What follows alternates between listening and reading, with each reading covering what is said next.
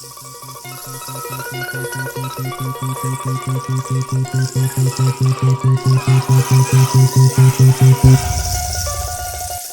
a todos, este es el episodio número 2 de Activistas por 20, un segmento de entrevistas cortas para conocer activistas peruanos en tan solo 20 minutos, creado por Habitat, una plataforma que quiere implementar espacios de diálogo en materia de derechos humanos desde la acción ciudadana. Quienes nos siguen en redes saben que compartimos información relacionada a las acciones civiles, pero queremos que estos espacios de activismo se aperturen y formen parte de la vida universitaria. Pues como saben, la URP se caracteriza por la ausencia de actividad política en los últimos años, educación que se aísla de la aplicación de los derechos humanos en su plenitud, y queremos que esto cambie, que los profesionales de esta universidad sean capaces de ser líderes de cambios y de transformaciones sociales, cultivados en la cultura de la legalidad y buscando derribar las desigualdades que generan violencia para mejorar nuestro país. La invitada de hoy es una comunicadora, académica, docente y activista afroperuana, especializada en temas de diversidad, interculturalidad, género y no discriminación. Ella es Ana Lucía Mosquera Rosado. Ana Lucía fue entrevistada culminando el mes de junio. En el Perú se celebra el mes de la cultura afroperuana. Hola Ana Lucía. Cuéntanos, Ana Lucía, ¿cómo inició tu trayectoria como afroactivista? Bueno, yo empecé a activar en el movimiento hace 10 años. Y sí, ya creo que ya son 10 años que tengo activando. Empecé a activar desde una organización que se llama Macungu para el Desarrollo, en la que todavía participó como voluntaria. Empecé a activar básicamente porque tenía la necesidad de aprender muchísimo sobre la cultura afroperuana, que era algo con lo que no estaba familiarizada. No sabía lo que todo el mundo sabe, sabía muy poco de la cultura afroperuana, de la identidad afroperuana, de qué significa realmente ser afroperuano o afroperuana. Y sentía que necesitaba en ese momento de mi vida tener un proceso de aprendizaje y Macungu me brindó como el espacio para poder desenvolverme. Entonces, empecé hace 10 años y en estos 10 años ahora es como que me da un poco de nostalgia pensar todo lo que ha pasado, cuál ha sido mi proceso de aprendizaje, todas las cosas que he podido aplicar en mi vida, en mi trabajo como comunicadora también. Y bueno, de hecho hay muchas personas que hacen activismo hace muchísimos años, ¿no? El activismo no es algo nuevo, el activismo afrodescendiente tampoco es algo nuevo, es algo que tiene bastantes años, diría yo, bastantes décadas de existir. Y yo creo que ahora hay muchas maneras de ser activista que no necesariamente están ligadas a las organizaciones, ¿no? Hasta hace algunos años o cuando yo estaba iniciando mi activismo, la mayoría de activistas estaban organizados, formaban parte de una organización, de un colectivo, de un movimiento, pero ahora lo que pasa mucho es que hay muchísimos activistas independientes que no tienen una organización, que no se identifican o que no, digamos, por cuestiones de tiempo, de energía, etcétera, no se adscriben a una organización. Y lo que pasa es que trabajan su activismo de manera independiente, sin estar afiliados, y también han pasado muchísimo a hacer activismo en el plano digital, ¿no? Que es algo que yo hago ahora también, pero que es algo que digamos, no es algo que he hecho desde ahora, sino desde hace mucho tiempo, ¿no? Como comunicadora posible el desarrollo laboral desde el activismo, ¿hay canales de trabajo para que el activismo sea remunerado? A ver, de hecho no hay como canales donde uno pueda ejercer el activismo como de manera pública. Bueno, mi especialidad en comunicaciones es relaciones públicas, entonces siempre he estado mucho más relacionada al mundo corporativo, ¿no? Empecé trabajando en comunicación digital primero trabajé en producción, pero eso fue como que antes de graduarme. Luego trabajé en comunicación digital o sea, mi trabajo no estaba asociado para nada al activismo, ni a temas relacionados a derechos o derechos humanos. Y luego mi siguiente trabajo, que fue el más largo y el que más recuerdo, digamos, con muchísimo cariño, fue mi trabajo en el Ministerio de Cultura, ¿no? Yo trabajé como comunicadora en el Ministerio de Cultura, viendo precisamente temas de diversidad cultural e interculturalidad. Entonces, digamos, mi trabajo en ese espacio está muy ligado al tema de derechos humanos, de política pública diferenciada, de revaloración de la diversidad cultural y de población afroperuana. Entonces, en ese espacio, afortunadamente, fui muy afortunada en realidad de encontrar un espacio en el que pudiera trabajar haciendo como merch de las cosas que me gustan y de las cosas para las cuales había estudiado. Eh, entonces sí, creo que es un poco complejo hablar de estas cosas en el plano de medios de comunicación, en el plano corporativo. Se trabaja muy poco, ahora un poquito más, pero digamos, si no hubiera tenido la oportunidad de trabajar en el ministerio, probablemente mi carrera profesional hubiera estado ligada a otras cosas, ¿no? Luego de terminar de trabajar en el ministerio, fui a estudiar y, digamos, allá también mi trabajo estaba relacionado a población afrodescendiente, a trabajar temas de actualidad política en Latinoamérica, a trabajar temas de prensa o RP para cosas un poco más académicas, pero siempre relacionadas a estos temas, ¿no? Entonces creo que he sido muy afortunada de poder, como decía, mezclar lo que sé o lo que he aprendido y lo que me apasiona y me motiva también como persona. He tenido suerte, la verdad. El trabajo del activismo y el activismo afro es un trabajo no remunerado, ¿no? Entonces, como bien decía, es bien difícil encontrar espacios donde uno puede desarrollar su activismo y ser reconocido por ello. Entonces, creo que uno de los puntos débiles del activismo, sobre todo el activismo de derechos humanos, a menos que esté institucionalizado y reciba apoyo de cooperación, es que casi todo el activismo es un activismo voluntario y se desarrolla a la par con tus actividades. Entonces, hay muy poco tiempo, hay muy pocos espacios en los cuales uno en verdad puede ir avanzando, ¿no? Los avances son pequeños, porque claro, todas las personas de la organización están en la misma situación que tú y el activismo no es pues un trabajo, es algo que se hace, yo creo, más que todo por convicción y por un compromiso que uno tiene con la ciudadanía, ¿no? Ana Lucía, ¿nos puedes comentar ejemplos de avances institucionales frente a la discriminación? Hay algunas cosas creo que hay que mencionar ahí.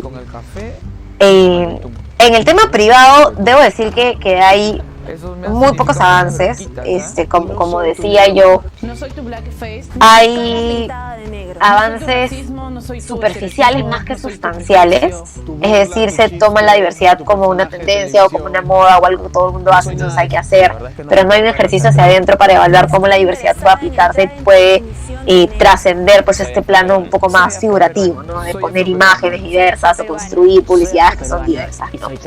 Entonces en lo privado yo creo que todavía hay muchísimos retos y bueno, esto es una cuestión sintomática de lo que pasa en la sociedad porque no tenemos todavía conversaciones interesantes que tengan que ver con realmente cómo nos relacionamos y cómo tomamos la diversidad o trabajamos en base a la diversidad que existe, ¿no?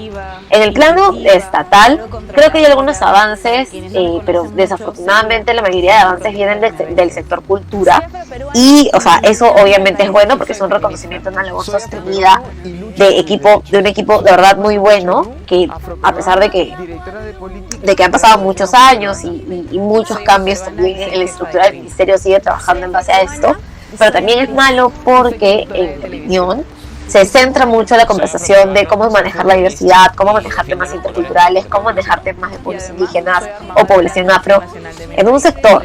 Y esta responsabilidad no es la responsabilidad de un solo sector. No solamente cultura tiene que encargarse de manejar temas interculturales o temas en relación a población afroperuana o en temas relacionados a no discriminación. Creo que este enfoque es un enfoque que debe atravesar la estructura del Estado en su conjunto y proponer acciones de distintos sectores, ¿no?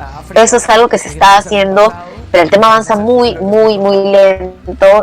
Nuevamente, esto es un síntoma de qué pasa en la sociedad y creo que apenas ahora nos estamos poniendo a pensar realmente qué implica vivir en un país tan diverso y qué ha significado para muchos de los grupos que forman parte de la diversidad. Entonces estamos así haciendo como 1+1 recién ahora y pensando que es necesario que trabajemos más allá del Ministerio de Cultura, más allá de acciones superficiales para poder mejorar el espacio social, las dinámicas sociales en las que nos desenvolvemos, ¿no? A veces te creía que, bueno, los temas de tal cosa pertenecen a este sector, los temas de tal otra cosa pertenecen a este otro sector, y no había esta idea de ver los problemas como problemas, en tanto son problemas sociales, transversales, multidimensionales, pues es necesario que todos los sectores, y tanto públicos como privados, se involucren para poder resolver esos problemas, ¿no?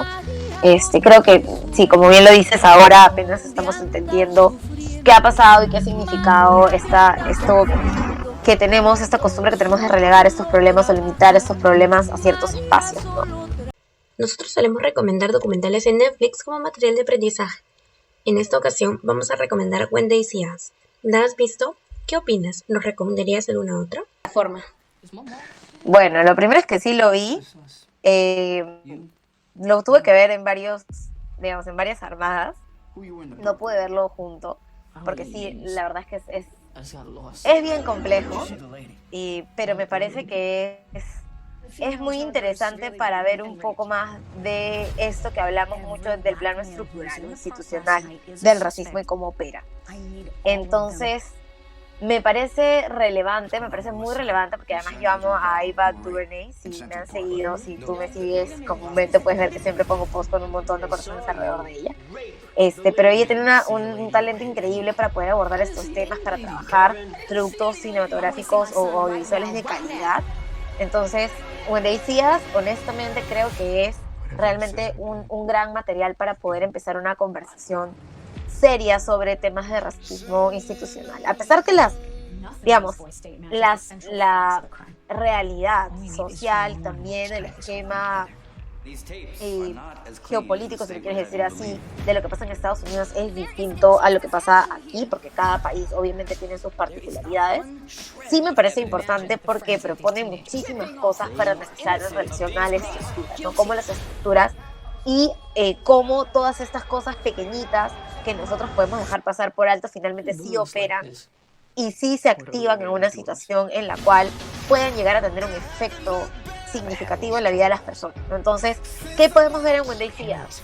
¿Cómo afecta el prejuicio? ¿Cómo afectan los estereotipos? Todas estas cosas de las que nosotros hablamos, que son como que estereotipos, prejuicios, representaciones, imaginarios, todo eso lo podemos ver con ejemplos concretos en When They See Us. Entonces, lo que tenemos es un producto audiovisual en el que se materializan muchas de las cosas que venimos conversando durante estas semanas, ¿no? Me parece un material fundamental para poder entender cosas. De hecho, este material Ava DuVernay lo sacó como una guía pedagógica. Entonces, si alguna persona lo quiere ver y quiere tener conversaciones o utilizarlo en una clase o en una conferencia o en algún lado, hay una guía pedagógica que está en la página web de la productora que tiene Ava, que es, digamos, una guía con pasos, con preguntas orientadoras, con instrucciones para cómo trabajar con grupos viendo esta serie. Y es, en verdad, de verdad, sí, es como, a mí me parece muy útil como material. Luego, otras cosas que podría recomendar, el documental Enmienda 13, que también es de Ava DuVernay, que es súper bueno también, porque habla del sistema penitenciario de Estados Unidos y cómo la imagen de los afroamericanos opera en encarcelamiento, cómo el racismo opera, se transforma para generar altas tasas de encarcelamiento de personas afroamericanas. Es un documental muy bueno y además está hecho de una manera bien bonita. O sea, visualmente es un producto súper bonito y está muy bien hecho. Tiene testimonios de muchos activistas, de mucha gente súper capa trabajando en este tema, y también me parece que es un punto de partida para tener conversaciones, ¿no? Ahí yo tengo en mi Instagram una serie de materiales, películas, videos, historias, que me parece que son interesantes y que proponen pues conversaciones un poco más profundas de decir, bueno, si eso está pasando, qué pena, qué pasa. Es importante también desmenuzar estas cosas que vamos viendo para entender cómo se dan estas cosas, cuáles son los procesos, cuáles son los pasos, de qué manera se manifiestan estas cosas de las que siempre hablamos. Y creo que en el caso de que la lectura no sea como que algo que les ayude a profundizar, siempre poder ver estas historias, que en muchos casos son historias reales, son útiles para poder reflexionar, ¿no? ¿Cómo animarías a más jóvenes a ser activistas? Sí, lo primero es como, yo creo que uno, digamos, se acerca al activismo cuando hay algo que te moviliza, ¿no? Hay algo que te causa un conflicto, que te parece que es un problema, te parece que algo no está bien dentro de la sociedad. Y, digamos, al menos a mí me parecía importante empezar a conocer, a informarme, a leer, a aprender, a desaprender también un montón de cosas que había dado por sentado. Y creo que ese es el primer paso, al menos para mí, ¿no? Empezar a decir, ok, yo he entendido todo esto y todo esto me pareció normal, esto realmente es normal, esto realmente afecta, cómo afecta a las personas, qué significa tal o cual cosa, cuál es el proceso detrás de lo que he aceptado como normal y cómo puedo hacer para empezar a cambiar. La experiencia implica todo un proceso muy complicado, porque cuando me dijeron negra, realmente no tenía todavía 7 años y recién me di cuenta de lo que eso significaba. No se lo dije a nadie, pero había algo que me decía que eso era mío, que eso tenía que comprenderlo yo y que yo tenía que salir de ahí sola. Entonces, en un momento de mi vida, odié. Y sé lo que es odiar. Y no se lo aconsejo a nadie, porque eso no hace más que destruirlo a uno mismo. Pero en mi proceso, odié. Y pasando el tiempo, fui comprendiendo y me di cuenta de que aquello era también importante, porque si no hubiera sido por eso, yo no sería hoy lo que fui. Entonces, esto me hace comprender que lo negativo cumple también un rol. No quedarse con ello, sino ver qué hacemos con aquello. Y qué produjo en mí aquella cosa. Y cómo puede irse equilibrando algo hasta que hoy puedo decir, bendito sea Dios, que alguien me dijo negra para que yo comprendiera hoy que soy negra, pero no como ellos decían. Que soy negra y que formo parte de ese mosaico que es el hombre negro, blanco, amarillo, rojo. Mientras el rojo, el blanco, el amarillo y el negro no se den cuenta que son uno solo, jamás podrán descubrir qué es el hombre. Creo que igual el activismo es un proceso muy bonito, realmente, muy satisfactorio, pero que también te supone un montón de cambios internos, ¿no? Porque es un proceso, creo yo, de permanente cuestionamiento. Un proceso en el cual uno siempre está preguntándose, siempre está cuestionándose, siempre está replanteándose. Y creo que para entrar al activismo uno tiene que estar dispuesto siempre a la reflexión, a entender que uno no tiene la razón de todo y que también está bien cambiar de opinión en cuanto tienes información nueva, ¿no? Y creo que eso es para mí lo importante, y también reconocer que por más pequeña que sea tu acción, siempre va a ser necesaria, ¿no? Sobre todo entender que siempre es necesario y tener muchísima paciencia. O sea, yo te estaba contando esto de mi activismo. Yo empecé a activar hace 10 años. Y 10 años después, recién estamos logrando poder tener estas conversaciones, poder salir de los espacios comunes, poder tener conversaciones en medios de comunicación, poder hacer que las universidades hablen de estos temas. Entonces, desde que empecé el activismo hasta ahora han pasado 10 años y los cambios se están dando recién ahora. Entonces hay que tener paciencia, hay que entender que cada proceso toma su tiempo, no desesperarse, y también entender que si uno logra impactar, por más pequeño que sea, está empezando a hacer cambio. Según ellos, que por evitar algún sinsabor llaman a los negros gente de color. ¿Y de qué color? ¡Negro! ¡Y qué lindo suena! ¡Negro! ¿Y qué ritmo tiene? Negro, negro, negro, negro, negro, negro, negro, negro, negro, negro, negro, negro, negro, negro. Al fin comprendí. Al fin. Ya no retrocedo. Al fin. Avanzo segura. Al fin. Avanzo y espero. Al fin. Y bendigo al cielo porque quiso Dios que negro azabache fuese mi color. Y ya comprendí. Al fin. Ya tengo la llave. Suscríbanse y síganos en nuestras redes. Nos pueden encontrar en Facebook y en Instagram como Habitat. Y cuéntenos qué otros activistas consideran importantes entrevistar. Por favor, comenten.